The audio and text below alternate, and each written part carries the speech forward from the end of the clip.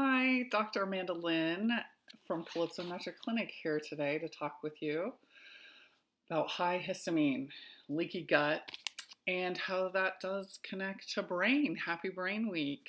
Yay! December 3rd, 2018.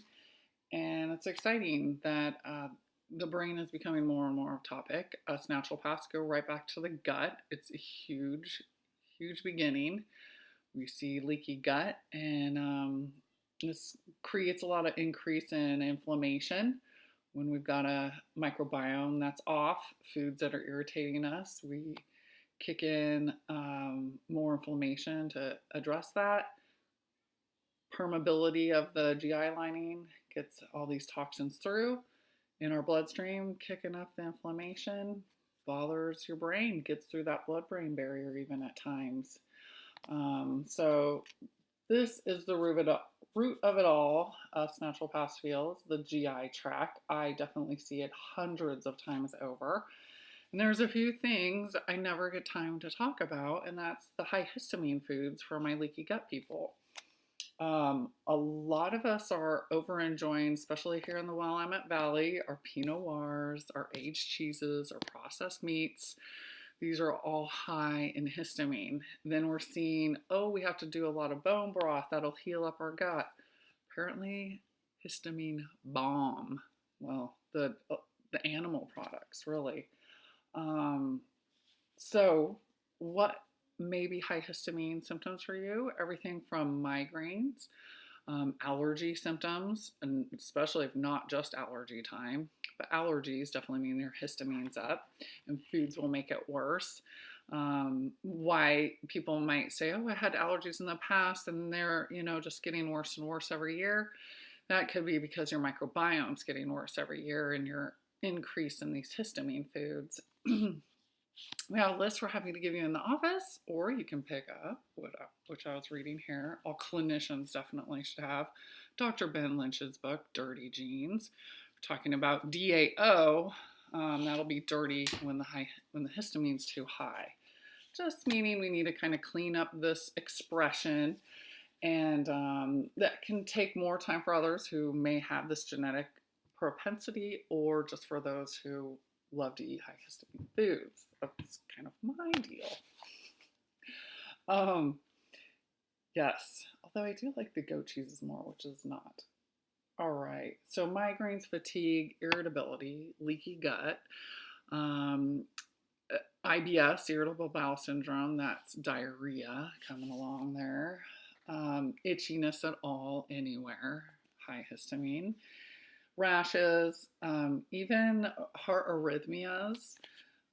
I don't know what that light is. Joint pain, low blood pressure, and insomnia can all be symptoms of this high histamine.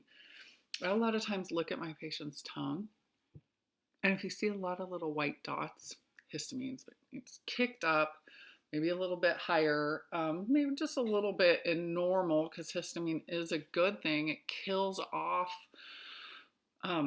bacteria, viruses, parasites, everything coming through our system that isn't supposed to be there. Histamine is to protect us from, but the problem is it's getting overstimulated and then bothering us, not just our stomachs anymore. What do we want to do to combat that? Balance out your microbiome. Work with a GI specialist on how to do this. I do weed and feed protocol, basically, kill it and heal it. It can be a little bit different for everybody. Of course, we like to do individualized care, find out your specific allergens or food sensitivities, and possibly sometimes looking at histamine in your blood. Let's see, we went through a lot of those foods, even citrus, dried fruits, fermented foods, fish, fruit juices, vinegar, tomatoes, raw, and spinach are all on the list that Dr. Ben Lynch has in his book. Like I said, we have a histamine food list. There's a few of them online. We're happy to help you out at any office visits here at Calypso. Calcium and copper.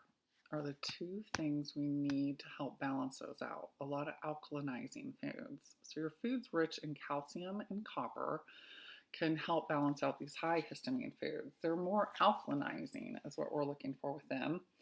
So your almond milk, your flaxseed, your goat milk, cheeses, a lot of dark leafy greens. And for women to know that if your estrogen's high or you have certain times of the month, you might notice you have more stomach irritation. It could directly be connected to your hormones, which I definitely do a lot of as well and can help you all out. Special shout out to my connective tissue tribe, Marfans, Ehlers-Danlos. We all have got the leaky gut. We've got the leaky brain. So let's not add on too much of these histamine foods. So get a list of the two. Again, they're in Dr. Ben Lynch's book, or they're out there on the internet, or for Calypso. Try and get those posted for people and give credit to Dr. Ben. But you're going to want to balance out those lists, especially once you get your microbiome set. You may just want to stay away from the histamine list for a little while until you can handle balancing again. Well, great talking with you. So excited to share. Ask me any questions. Do the best I can to respond. But that is the heart of your brain health. So good little tidbit to start. Well, you guys have a wonderful week. Look forward to talking to you more. Dr. Amandalynn, your Marfan specialist. Take care.